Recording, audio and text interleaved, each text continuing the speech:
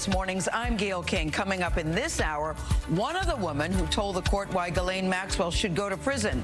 Annie Farmer will tell us about her fight for justice against Maxwell and sex abuser Jeffrey Epstein.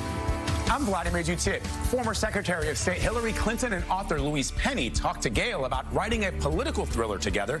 They call it a tribute to friendship.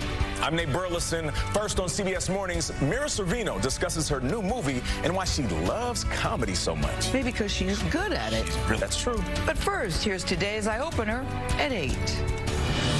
I was disgusted.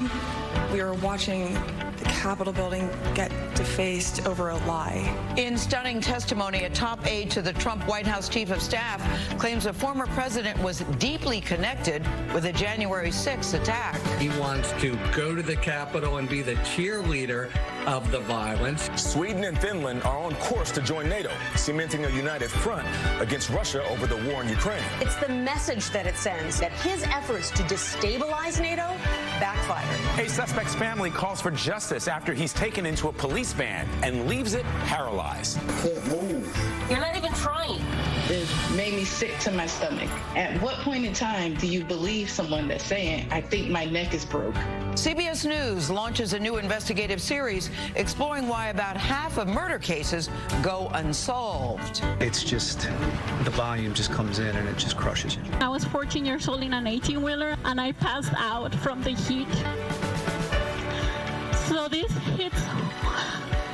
And people in San Antonio hold a vigil for 51 migrants who died in a truck while being smuggled across the border. For them, America is not a choice, it's the only option they have. Seeing all these people here, I was like, okay, we're still humans. We still feel the pain. Yeah, there's a lot of pain. We're going to begin this hour with the sentencing of former socialite Ghislaine Maxwell, who was sentenced to prison for 20 years yesterday for helping Jeffrey Epstein sexually abuse underage girls. Now, Maxwell was convicted of 5 charges, including child sex trafficking, recruiting, and grooming underage girls between 1994 and 2004. Annie Farmer, we're happy to say, is one of the survivors who testified at the trial. She says she was just 16 when she met Epstein and Maxwell and was groped by both of them.